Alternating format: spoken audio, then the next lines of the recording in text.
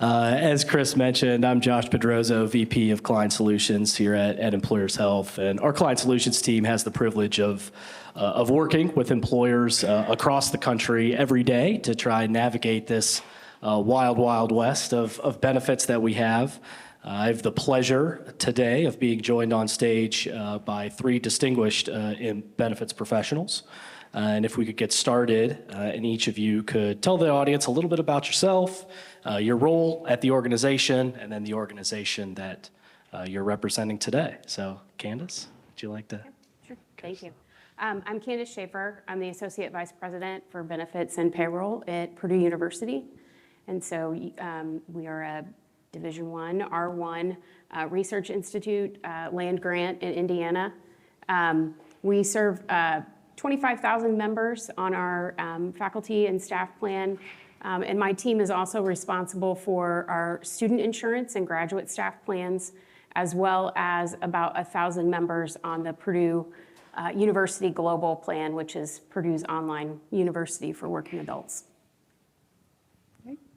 Hi, I'm Missy Holmberg. I'm the Director of Benefits at Panera Bread. We are a fast casual restaurant company. We appreciate all of you that are members of our SIP club or have enjoyed one of our meals. We're based in St. Louis, Missouri, and I'm responsible for the health and welfare and retirement plans for all 53,000 of our associates. Glad to be here. Hi everyone, my name is Erin Penland and I am the Benefits Manager for Designer Brands. You may also know us as DSW. We have over 600 retail locations in the US and Canada, mainly composed of DSW, but there are also some stores called the Shoe Company or Shoe Warehouse. And we also have a pretty robust .com business. My role with Designer Brands is really focused on our US benefits population. We have approximately 12,000 US-based associates and about 3,200 who are full-time benefits eligible. And I'm excited to join you as well. All right, thank you all. Appreciate you being here. We've created a list of questions on some of the relevant topics of the day, but certainly if you do have questions, please flag down those who are holding a microphone, and I'll scan the audience as we move through the presentation and try to have those questions asked in the flow of the conversation. Erin, I'm going to start with you for our first question. So, each of you are coming with a different type of benefit culture and benefits that are unique to your organizations. Erin, could you share what some of those are and things that have maybe helped to set Designer Brands apart, particularly as it relates to the job market, right, which is continually evolving and changing. We saw, the jobs report suggesting that jobs are up, wages are up. How has that impacted you and in your process at Designer Brands? Yeah, retail is a very incredibly competitive job market. At least from a corporate standpoint, two things really stand out to me when I think about ways we differentiate ourselves in this space. One has really become our flexibility. I'm sure most of you have heard there have been many mandates to return to the office. And that's a popular topic among our associates as well, and candidates that we interview for corporate positions. We've made the conscious decision right now not to mandate a return to work and to allow associates and their teams the flexibility to either maintain fully remote or a hybrid work environment. For those that do go to the office, we're working really hard to make it a place that they want to be and to ensure that we also have the technology in place to ensure that teams such as my own, when we go to the office, we can still communicate with our partners who are fully remote. This has been extremely well received and is a huge selling point for both associates and candidates that we interview for those corporate positions. And it also allows us to have a much larger candidate pool because obviously we're not limited to just the local population. And then from a benefit standpoint, one of the more unique things that I think we offer is related to virtual medicine. So all of those in our medical plan have access to no-cost care for primary care, mental health, and dermatology through Teladoc. And we're able to do this because we don't actually offer a traditional high-deductible health plan with an HSA like most employers do. We made the decision a few years ago to move our HSA to an HRA plan, which gives us the flexibility to allow co-pays and other things like that. And this has made access to care and choosing between benefits much easier for our associates and candidates. Candace, how about you next? Yeah, so we've done similar. We're not mandating return to work or return to the office. depending on the position. I mean, it is a higher education institution, so some people do have to show up in person for class, right? But many of the kind of on the business side, the non-academic side, it's really been more about what makes sense for your job. It allows us to recruit and get great talent. From a benefits perspective, we have taken the last several years and we have a real holistic approach. I don't want to get ahead of myself because there's another question that you're going to ask me later. But some of the things that might make us a little unique in that approach, we've really focused on employees and their families. But we have done some unique things, at least in the state of Indiana, around direct agreements. We have carved out specialty medications on our main Purdue plan, and focusing on quality as well as cost, but really that clinical piece has been a very high focus for us. Missy, how about you? I think the ones that stand out to me, we have a program called Friends in Need for folks that are experiencing financial insecurities for various topics. And so we have a lot of people that put into the fund and then are able to draw out from that as well. A couple years ago, we added 5 well-being days, which you can take for any reason, along with a volunteer day. And then we extended holiday weekends, which has been very popular because no one else is at work. So it's definitely a much better day than taking an extra vacation day. We also put together a scholarship program a few years ago called the Dream Project for folks that are in minority groups or otherwise financial hardship. And that's been real popular. And we hope to expand that into an ownership group later on where people could work their way up to a general manager and potentially even own a Panera Cafe at some point. So that's kind of a future state with that one. I think one of the more popular ones is we can purchase discounted gift cards for Panera, and people usually max that benefit out each month. So those are some of the big ones. Great. Look, Candace, you previewed this very nicely a little bit earlier. So Purdue has a wellness program known as the Healthy Boiler, which I think is a great name, by the way. Can you share a little bit more about that and just the benefits from that Sure. initiative? Yeah, back to the kind of the holistic perspective. We did, in 2018, we rolled out an incentive program that focused on employees and spouses getting their physical and annual screenings. But then the following year, we realized, well, wait a minute, wellness isn't just about physical well-being. There's also the financial, the social, the mental health, behavioral, all the aspects of wellness. And so we spent the last few years really looking at that program as a whole and all of our benefits, plus other programs that are on the university campuses as being part of that Healthy Boiler wellness program. And so we focus on, you may be healthy physically, but maybe not financially. So how are we partnering around, managing your medical or prescription costs, or even your retirement? We also have family-friendly benefits, so much like what ComPsych was talking about earlier. So how are you taking care of your family at home? How are you balancing work-family integration, that kind of a thing? So we're pretty excited. We look at all of this, how many people are engaged, what are the outcomes, how are people saving their retirement, and at what percentage? How much savings can we bring to folks for prescriptions, for example, and helping them navigate through the complex healthcare industry is another big piece. Thanks for alluding to that. I think how you measure the success of these wellness programs is a topic that employers have been wrestling with for years. So Missy, I don't know if you have some additional things that you want to share kind of on how you all look at that. Yeah, I think that's a tough one. We've struggled with that as well. I think our utilization, within our EAP is usually pretty low. We've tried to really focus on, like you said, whole self, so financial wellness, physical wellness, community engagement. So our mental health days and our volunteer day, I think, are really good supporters of that. We've also created like a wellness portal within our intranet site, so it's got several different topics that you can dig into. Every month we host free financial well-being webinars through various partners, and last year we had a week-long mental health awareness week where we were really trying to focus on various initiatives, and we had people that came forward that were very brave and very open and kind of sharing their struggles with mental health. And several folks on the call, we made sure it was a very safe space for everyone, and it was extremely well attended, and people kept joining the call, I think, as people were getting pinged and say, hey, you need to jump in on this. So it went about 2 hours and was very powerful to hear folks being extremely open about it. And I think that kind of helped everybody say, this is an okay topic and we want to learn more about it. But yeah, I think the actual measurement of it is the tough part. And Aaron, I'm going to ask you, your opinion differs a little bit on this, but we're... I mean, ours is similar. We've always had a tough time measuring how effective is a formal wellness program. So we've actually made the decision to have a more holistic approach to wellness and just try to integrate wellness into our associate benefit offerings and what we do. So it's really more about figuring out what are the needs of our associates in the moment and meeting them there.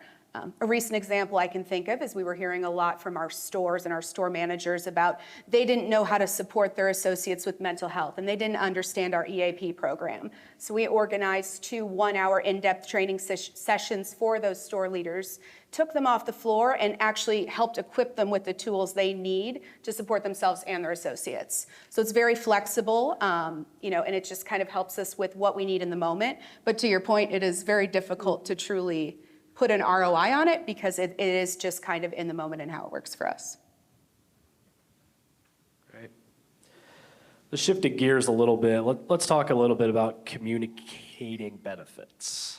So might seem like a bad phrase for some out here because it's always been difficult, at least in the discussions that we're having with employers. So is there anything unique that you found that has worked particularly well for your organization that you can share with your colleagues that would love to hear some good ideas of getting people to read their benefits guides? Erin?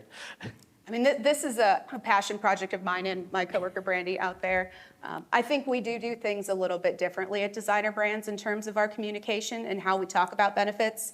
It's been evolving over the past 10 or so years, but we really want you to feel like you're listening and talking to a friend. We want them to be approachable. It's not meant to be corporate speak.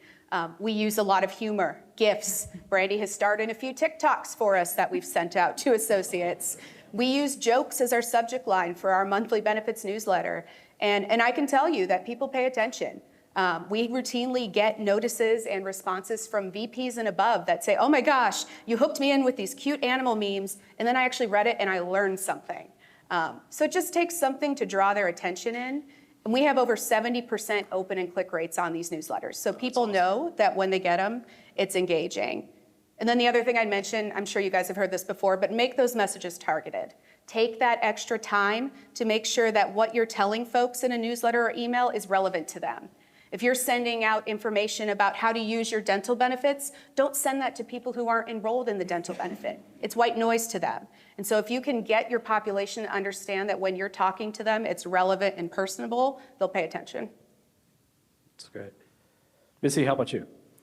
I agree on the humor. During open enrollment, our vendors always laugh because we put in our subject lines little memes about open enrollment, and we'll pull from fun events that are going on in the the news or movies that people have seen a lot.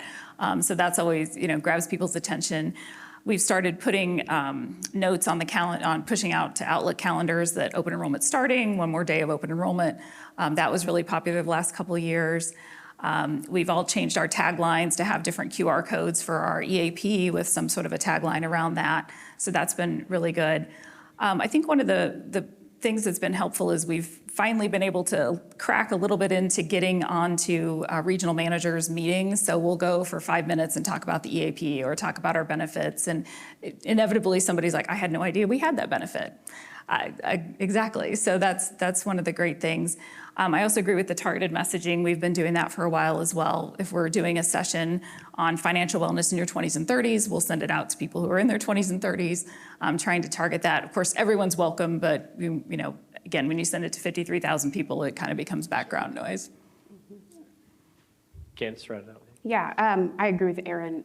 Our benefits are only relevant until they're not relevant until you need them, right? And then at that moment, you've forgotten every piece of information that was ever told to you about the benefit that you need, right? So we have to do just a lot of different things. We have, a robust website. We've got videos.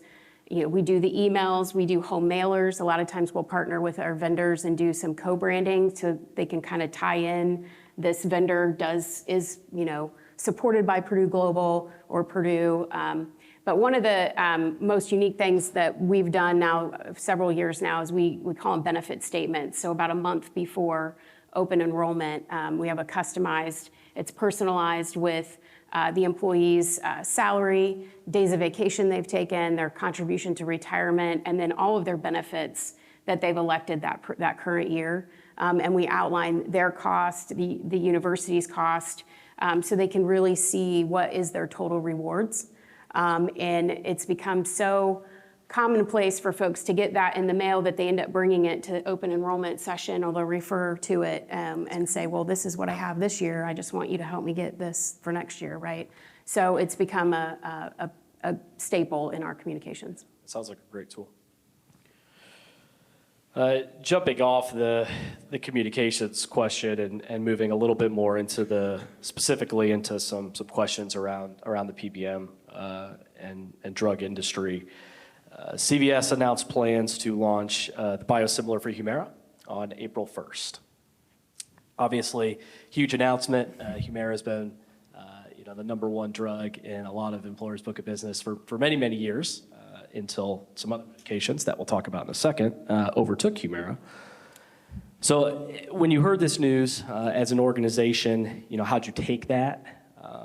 And have you heard anything from your employees on the rollout and the communication side of things? So Kansas, kick us off this time. Yeah, so we partner with Employers Health for the Purdue Global plan, and we have other partners for different reasons. Being a state institution in Indiana, Purdue has other rules around who they can partner with for prescriptions. But within that plan, we had already moved from Humira to the biosimilar. And so when it was announced for CVS to do that April 1st for the Purdue Global plan, it was fine. We've been through that process. Not that it's, wonderful and, unicorns and rainbows by any means, but, we're comfortable. We understand the reasoning behind biosimilars and why we should be moving to those. And we do believe in that.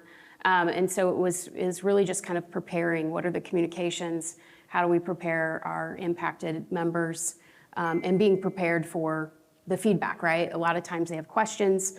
They really just need to understand why it's happening and what the process is. So very open to it. Missy? I've been really surprised. We've not heard anything, which is Hey, there you go. kind of surprising. We were prepared to be able to explain what biosimilars were. Maybe nobody's paying attention until April 1st, and then they'll suddenly freak out. But we've heard absolutely nothing from our folks about it, which is kind of strange. So we were prepared with other communications and backup information, and at this point haven't had to use that. Yeah. So for you all, it's just been CVS communication, Yes, just yeah. the direct. Right. We went ahead and used their standard communications and then made sure we were educated ourselves on, okay, really, what is a biosimilar? How is it different? How is it the same? So we could help Sure. help have those conversations, because folks will immediately come to us if they've got questions. And knock on wood, at this point, have not had any questions. Yes, absolutely. Aaron, how about you? So we also haven't heard anything, but I think it's for a different reason than my counterparts. We're actually still on the rebate-centric formulary where Humira will remain covered for 4/1. So I know that is a little bit of a different choice than I think most employers made. We did make that decision last year to stay on that rebate formulary for the time being so that we could kind of see how things play out in the biosimilar space. And Humira is going to be kind of the first one where we can start to get some data. And this will allow us the opportunity to see how does it impact our associates and our plan finances. Because obviously we want to be able to balance both, fiscally responsible to the plan, but also the experience of our associates, because employee experience is a very, very important part of our culture at the benefits team at Designer Brands. So we will be evaluating to see what we want to do for 2025 soon. Great. Okay. Before we shift and talk about GLP-1s and weight loss medications, Candace, I promise this isn't a planted question, but there are several Boilermakers in the crowd today. Is this the year that Purdue finally wins the men's basketball I championship mean, in that's March. kind of my hope, right? It's time. I think it's time. So, yeah, I think so. Okay, good. Yeah, Make your brackets accordingly. that's right, all the way. All right, let's talk a little bit about GLP-1s and weight loss medications. We we had the discussion in last year's client panel, and it's certainly not going anywhere. We look at the trend across our book of business. We look at all of the employers, and there's a variety of ways that these medications are being covered currently. If you look at our book of business, and everyone has a unique opinion on how they should be covered and what we're trying to do. So let's start out by just, what are you hearing from your employees on these medications, if anything? And let's start there. Missy, do you want to kick us off? Sure. Another thing we have not heard from anyone on, but I know people are taking them. We do cover all the GLP-1s for weight loss with prior authorizations, and as of April 1st, there'll be some quantity limits on there as well. We did some digging a couple of months ago. Most of the people that are taking them do have a diagnosis of diabetes or some sort of history of diabetes in their past, but we do have some folks that are taking them just for the weight loss labeling. At this point, we haven't really heard anything from anyone. I think with some of the quantity limits and things going in, that might create a little bit of noise. We also added bariatric surgery to our plan this year for the first time, so we're hoping that between the two of those, there could be some good savings on the health plan side. I think it's one of those, it's going to be hard to put a dollar value on it. What did we potentially save in helping people lose weight? But we do think it's important, and definitely was a concern for us. And do you currently have management in place for We do. weight loss? Yes. Mhm. We're also looking at potentially putting in something ahead of time where they have to go through some sort of weight management or nutrition program before they can get on it, but at this point, we don't have that in place. Okay. We do offer several groups. We have Wonder Health, we have Weight Watchers, and some other programs that we're looking at that we have in place today that we could potentially just layer on in front of it, but have not pulled that trigger yet. Great. Aaron, how about designer? I say we also have not heard a lot. I think it is because we cover them. We did have a few associates join our medical plan this year because we do cover the weight loss meds. Obviously, we do also use the employer's health and CVS prior auth and clinical guidelines just to make sure that people aren't using them off label and there's as little fraud on the plan as we can have with getting these medications. But it's a space we're going to continue to monitor. We're continuing to see increasing utilization and spend in just the weight loss side of these meds. So it's something we're actively watching. I think one concern I have is just how long should people stay on them? I've heard a lot of doctors say that this is the rest of their lives, and I struggle with where's that tipping point? Do you get to a healthy weight where you can come off of them and then move to some sort of a nutrition or exercise program or something that'll help you maintain? Because there's just not a lot of long-term, studies on it yet. So I feel like I'm not quite sold that should be something you should stay on forever.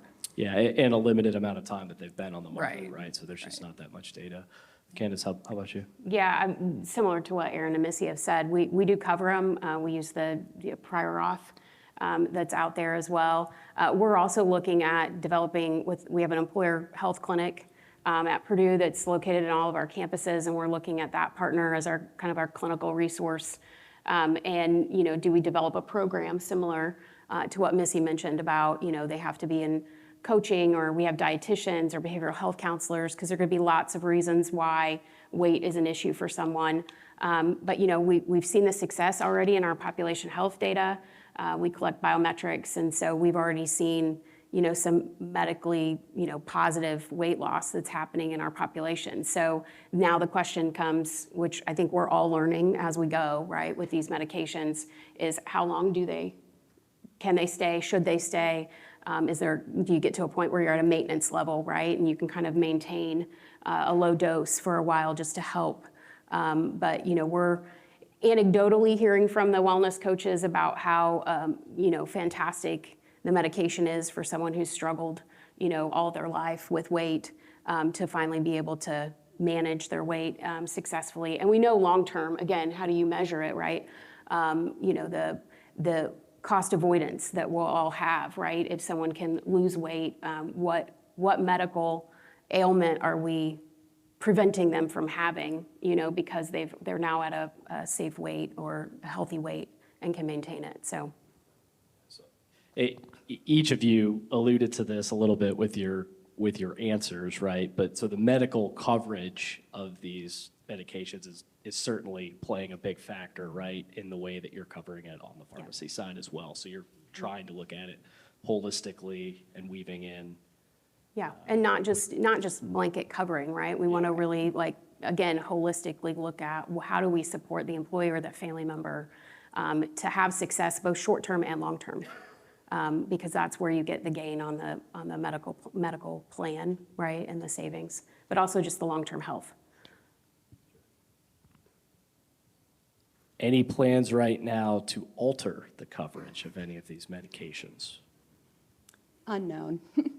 Still kind of learning. Not sure. We've talked about if we build the program, do we require the program in order to have access to the medication? But we have no plans to do that. It's just been an idea. Okay. Yeah, I know looking at our book of business, it's about 50-50. Those that cover the weight loss meds and those that don't, and then a subset of that population. Some of it is just open coverage, which obviously we're seeing, those clients, it's a pretty significant trend, and the clients that have more controls in place, obviously it's helping to dissipate that a little bit. So it's certainly something to keep an eye on. I know there's a lot of these in the pipeline, and it's not going anywhere. So. Missy, question for you. So as we look at Panera and your adoption of clinical programs, it is very high. Certainly your willingness to consider and adopt these clinical programs, what are some of those considerations that you have when you're looking at those, and as you're rolling them out, thinking about, communicating that out to your employees? Yeah, I was kind of surprised that you considered us to have a high adoption of these, but I feel like we had a lot of them in place before we came to Employers Health last year, but I really like that y'all have been able to really kind of show us what the impact would be, both good and bad, rebates, how many folks would be affected. We always want to be cost conscious and, figure out ways to, try to be good stewards of the plan's money. But we're also very concerned about making sure people can get the drugs that they need when they need them. So we try and take a very close look at, do we need to grandfather anyone? What's the impact? How difficult will it be for someone to get the drug if we put this in? And at the end of the day, sometimes the dollars make sense, sometimes they don't. And I feel like we sometimes dig into them a little bit more and take a while before we say yes, but we do tend to flip on more than we don't, I guess. So yeah, at the end of the day, it's just kind of where's that tipping point? There's been a few that there's been some significant cost savings, but we were really concerned about the impact to the employees. So those took us a little while to really go through and dig into some of the data. But so far we feel pretty good about the ones we've put into place. We feel like we've got a good team that helps us kind of weigh the pros and cons and what that might look like. Aaron, how about you? I mean, for us, one of the most impactful programs I think we've put in the last few years in the pharmacy side is Prudent RX. We had some concerns initially about what would the experience be. Would people be confused with having to pay the co-insurance? Would they get registered? And I think for us, it was a decision that it has reaped dividends, and it also allows us to give our associates that benefit of a $0 specialty med, which is a big deal in a retail environment because obviously a lot of folks working in retail, it is a lower paid industry, especially in the the store space compared to a lot of other industries out there. So it's been a big benefit both to our associates and our company as well financially, and we have had no issues with it. So I think for us, we'll continue to look at other clinical programs and offerings out there in the future to see what might make sense. Candace, how about you? Anything to add there on the clinical side? Not really any. We look at them each independently. What's the disruption? What's the ROI on it? What are the outcomes going to be? How can we measure the outcomes, depending on what the program is. So it's very similar to what these two are doing. Okay. Another sizable portion of spend recently for employers, both on the pharmacy side and, of course, the medical side, is oncology. Are there any strategies that you all have put in at your organizations around cancer and treating it any differently than you might have, 5 to 10 years ago? Candace, you can Sure. lead us off on that one. A few years ago, we looked at developing a relationship with a community oncologist and her team, and we consider them a preferred provider. We've had some success with that partnership. We don't mandate steerage for lots of reasons around cancer, and then recently we put in place a center of excellence that has a breast cancer program within that center. And so, but that's very recent. So we don't necessarily have any outcomes yet on that. But we're constantly looking at what are other employers doing? How can we manage cancer, different from what we're already doing today? And that's really, we haven't figured it out, so. Aaron, how about you? I mean, as a recent cancer survivor myself, when I was going through treatment and surgery, it was just something that I needed was to have the support of my employer as well as our plan, and just know that the vendor partners I was working with, the doctors I was working with, were empathetic and caring and were able to help me.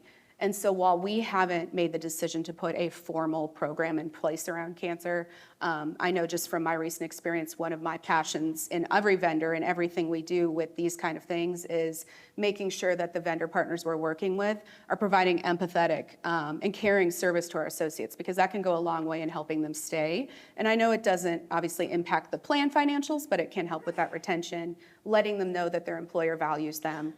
So we've built a really trusting partnership with our leave of absence vendor to support folks. And we also work with a care navigator to make sure that people know how to navigate everything going on. Because let me tell you, your mind is going in a million different ways. And even as someone in benefits, I didn't ask a single question.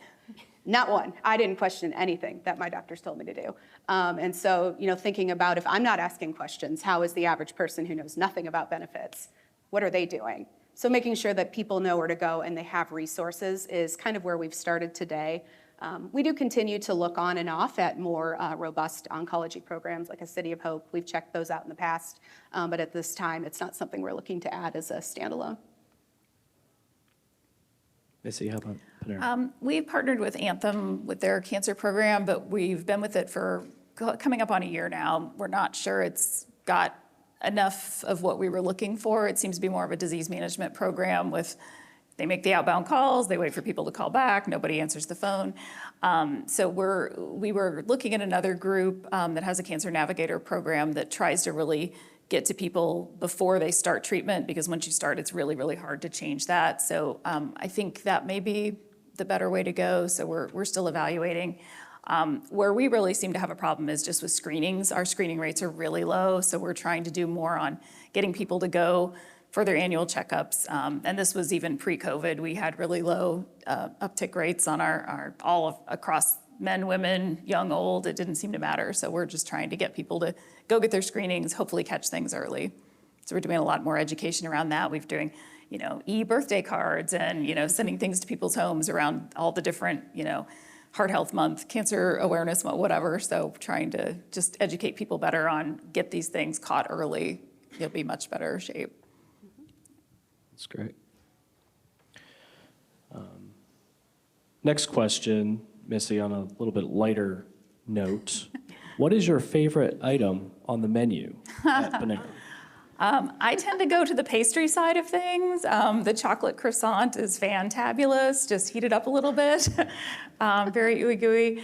Actually, for lunch, my favorite menu item is something probably going to be going away is one of the bowls. The Baja Bowl is a good one. So, and my favorite new menu item is the Italiano, the hot Italiano sandwich. So you'll get to try that in April. Insider tips, everybody. And Aaron, question for you. So DSW puts those colored stickers on the shoes for when they're dropping their rates. Yes. Is there a science behind that, or is that up to the store manager? How does that work? There actually is a science behind it. So if you go in, I think, I don't know how often they do this, but I think it's every week or two. So instead of having to re-sticker every shoe, they changed the signage. So one week that red is 20, next week it's 30. So there is actually a method to that madness that saves us time. Okay. And how long They does go all the way to 70% if you get lucky. I can't remember Right. what color that is, but right? How long does it have to sit at a certain level before it gets moved? Do you know? I have no idea. All right. Try to get everybody a deal out here. You didn't think you'd get that at this conference, did you? Oh, there we go. That's good. Okay. So as we start to look into 2024 and even forward into 2025, are there any plans that you have for new and exciting things that you're looking to implement? Aaron, I know you have an interesting one I was talking to you about, so if you could kick us off and share kind of that focus. So we have started laying together the foundation for 2025 and beyond. We'd like to make our focuses women's health, virtual care, and mental health. But specifically women's health, our average full-time associate is a 40-year-old female. So we have a pretty robust program that supports the female population up through childbearing age. A very robust fertility program, good leave of absence, good paid parental leave. But what we realize is we don't have anything for after that. Once you're done having children and everyone ages, what happens to you? And so we really want to make a focus of 2025 and beyond menopause and how we can support women going through perimenopause and menopause in the workplace. So a lot of you may not know, I actually just learned this myself a few months ago, that menopause is actually not just like a point in time and it's done. It takes 10 plus years to get to that stage, and a lot of people start in their late 30s to early 40s. So if you look at our population, that's the prime group that is starting to go through those symptoms. So we're just starting small right now. We're actually hosting a panel led by DSW Associates in a couple of weeks in collaboration with our My Life Business Resource Group, which focuses on female empowerment, to just kind of talk about it, talk about what to know. And then we're also planning to start educating our associates about what is it? How do you recognize the signs? What's out there on our medical plan to help you support?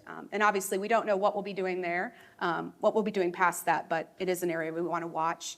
Because obviously, if associates can learn to recognize the signs and not just think, oh, I'm getting older, I'm tired. Maybe that's not it. Maybe there is something that they can do to make themselves less tired, which makes them better off both at home and at work. So it's definitely something we're looking into to see what we can do for our groups. That's great. Candace, how about you? I think for both the Purdue University and Purdue Global, we're going to be looking at focusing on mental health and ensuring that we've got a robust set of programs in place, similar that we do for physical health, and really reducing the stigma, making sure managers and supervisors are well informed and trained on how to help and support employees when they need, take a day off, make an appointment, where to go. We have our navigator in place now that began in January in our employer clinic to help people find the care that they need when they need it. And then similar to Erin, we are looking at more around women's health, infertility, menopause, adoption benefits. So we're kind of shifting our focus to that too. I'm curious, I'll ask you a follow-up to that. So you talk about mental health, and obviously being in the education space, you read a lot about younger people struggling more with mental health. And I think one of the statistics I saw the other day is it's 1 in 4 or something like that struggle with some sort of a mental illness. Does that factor into some of the decision making you're doing for your own employees when you know that the students themselves are struggling with a lot of those issues? Yeah, and statistically, higher education institutions, those populations, students and faculty and staff, the propensity to have mental health issues or just talk about it more is higher. It is more acceptable, but there's still stigma out there. So, but yeah, we very much faculty and staff, they have to take care of themselves. If they're not taking care of themselves, how can they help support students who are struggling, whether it's mentally, socially, academically. So very much is a focus. We have to make sure faculty and staff are taken care of well so that they can help students, which is why we're there. Missy, how about you? Any big plans coming up in the next few years? I would say the last 2 years, we've really added, we've kind of dipped our toe into the point solutions. We've added some narrow network plans, added some additional programs around long-term care. So I think 2024 into 2025, we're going to be trying to just put some parameters around those. How do we measure? Are they successful? Are they doing what we thought they were going to do? Are we able to see the ROI or even just validate performance guarantees that have been promised? So trying to just put some guardrails around all of those. And then, we think we offer great programs, but we think we charge a little too much for them sometimes. So still trying to get additional company investment to bring premiums down and to offer some programs Panera paid instead of voluntary. So still working on some of those. And then we'll start, we've got a long wish list, so kind of chipping away at it a little bit at a time. Okay, well, one more question before we open it up to the audience here in the last 15 minutes or so that we have. Is there something that you're planning on taking back to your team after you leave the conference here or the next couple days? I think just good ideas and, networking and meeting with other folks to hear what they're doing and what's been successful and maybe hasn't been as good as they thought. I think those are always probably the most valuable things for me at these kind of events. Want to ask me tomorrow? I can ask you tomorrow, yeah. We'll bring you back up here. And Yeah, then right, we'll ask yeah. you. That's perfect. All right, very good. Well, thank you all for all that information. I think it was very informative and helpful as we think about some of these new ideas. What questions do we have out there for my three panelists?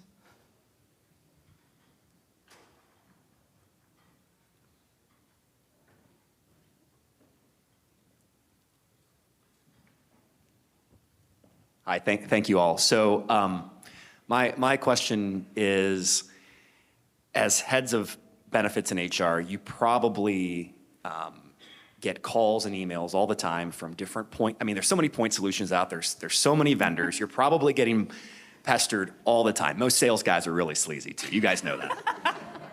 But how do you handle that? I mean, do you rely on your consultant or advisor to have a lot of those conversations? I'm curious about the approach because there's so many vendors and point solutions out in the marketplace.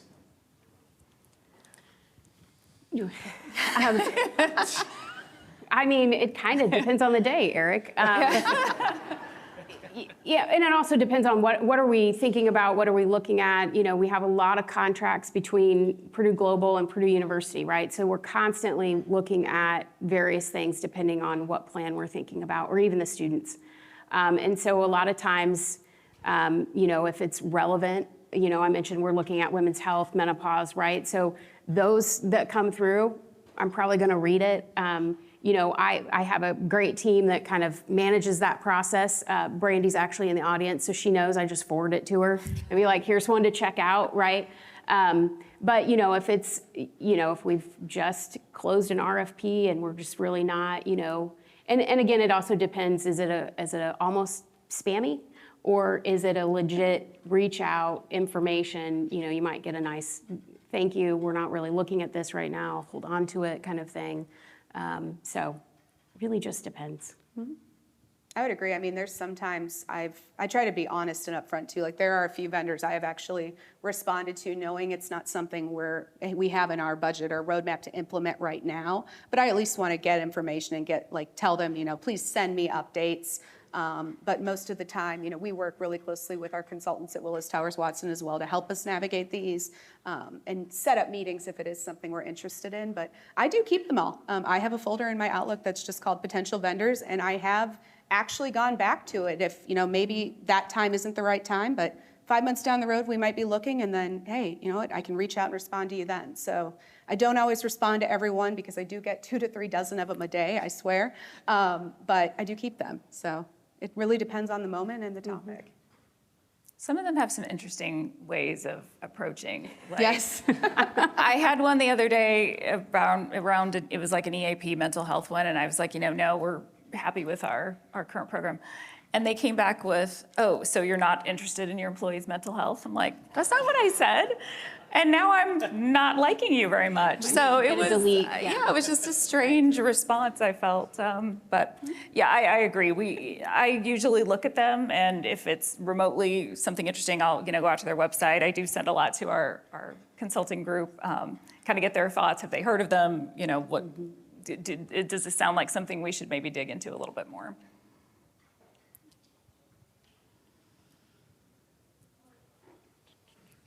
I'll ask a question. Great panel. Thank you so much for this. You all have uniquely different industries. How are you all preparing for the dawn of artificial intelligence and how incorporating that in your workforce? Have you had those discussions, and what does that mean for your roles? I will admit I know very little about it. I know there are people in Panera that are using it. Our IT group and our HRIS group are using it. And there's apparently some special things you have to go through if you want to start playing with it. But I can't even imagine how we would do it. I'm sure there's tons of really cool things, but yeah, I just haven't quite gone down that road yet. I know people use it to create communications and things like that. So that would be extremely helpful because we do that a lot ourselves, but haven't quite dipped my toe into that yet. Let's say our IT team uses it as well. They're dipping their toes in with an AI module called Cobbler that can help answer basic questions about IT and tech issues. And we've actually preloaded it with some benefits information that we've provided that it's smart enough to answer. But that's really as far as we've got, other than at one point for the communications I mentioned we did earlier, Brandy wrote a benefits haiku, I believe, or song, I can't remember what it was, using ChatGTP, and we sent it out in a newsletter. So we have used it for kind of just fun, quirky ways like that, but no plans otherwise to implement it formally into our benefits strategy right now. Yeah, we don't have any plans around benefits, but AI's being used all over Purdue. You probably could just put AI in Purdue and you'll get a lot of articles. So there is a, not strong pressure, but some encouragement very much from administration. How are we using AI throughout the university? And, how can we use it to better operations on the business side? So we have a couple of tools similar to what these ladies have said around, IT for easy questions. We have a service center in our HR, on our HR team and the benefits team actually. And so looking at, is there a way to use AI, kind of that chat bot to answer a lot of questions that typically, benefit answers are on the website. So looking at it, we don't have a strong plan, but also talking to vendor partners about how are they using AI. We get, full of researchers at the university, and so they're very curious, what are you doing with my data? What are you doing with my information? And so it's probably prudent for us to be asking, the various vendors how is AI being used, within their, and how we're impacted with our data so that we can start answering those questions as well. None of the questions today were developed by ChatGPT. Disclaimer. Got one back here, Josh. One in the back, I gotcha. Hello, all the way back here. So as each of your organizations begins to hire and continues to hire younger employees, how are you guys preparing to provide benefits that Gen Z finds valuable? That one might be. We have the university. We're like a little city. So we've always had employees from age 18 to I think we have a few in our 90s that receive benefits. So we've always kind of had that continuum of benefits. And so one of our goals has always been providing a suite of benefits that are attractive for anyone, any time of their life. And so I think for us, it's just a shift of understanding what are they interested in, and making sure that we're communicating well to them about those benefits, versus someone that may be closer to retirement, right, or the Gen X generation. So we just kind of constantly are shifting and trying to understand what those different generations are interested in. I would say for us, it's been a little bit more around how we're communicating the benefits. We try and offer a pretty good variety of just about anything you could want on a voluntary basis. So we found people want to talk to us more about the benefits. So we're trying to set up more ways where they can call us or set up times where they can meet with someone on the benefits team to go through some specific questions. It's really hard with the number of people we have and how spread out they are to be able to do an in-person new hire orientation for everyone. So we've done a lot of recorded snippets on different types of programs that you can watch within a couple of minutes. That seems to go over really well. And then we have a set time people can call in or send us questions and we can answer them, live. So I think that seems to be more of where we're hearing things. We started offering pet insurance through one of our sister companies, and that was a really popular benefit. We've been asked about paternity leave and some of these kind of things. So yeah, it's always challenging trying to keep up with all of the different trends.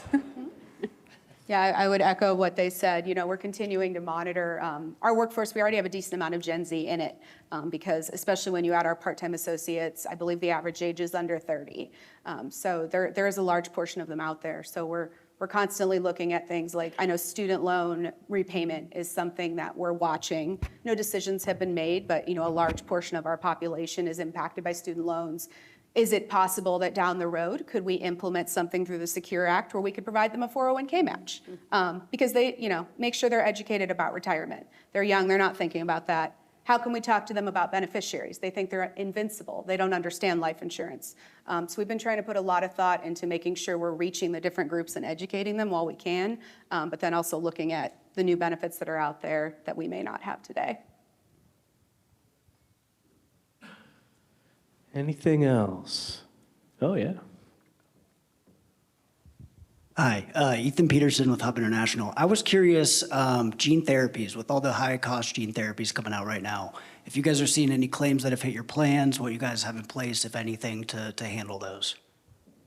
I'm going to knock on wood, no. We don't have any right now.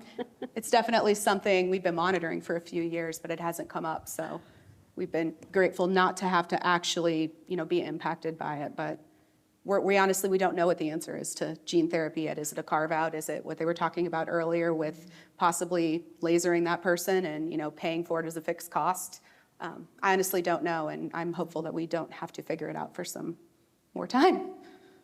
Yeah, I was talking to somebody last week who hired a group to do an analysis of their claims to see if they might have anybody that could potentially pop up for one of those. And I think the concern was, is it better to know or not know? Because then you could trigger some of these things in your stop loss. So I found it interesting just having them go through that and just kind of talk through it. So it's something in the back of my head. I'm like, it could be good. But then again, if you don't have that knowledge, you don't have to disclose it. If you do, that you've got to do that. So I again was very interested in what he was saying a little while ago.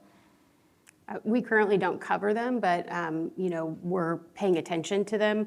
And the thought is that then if we get a request, right, then we can review it and look at it as more of an exception basis, if that's, or at that time flip to how are we going to approach it. But at this point, we've chosen not to cover.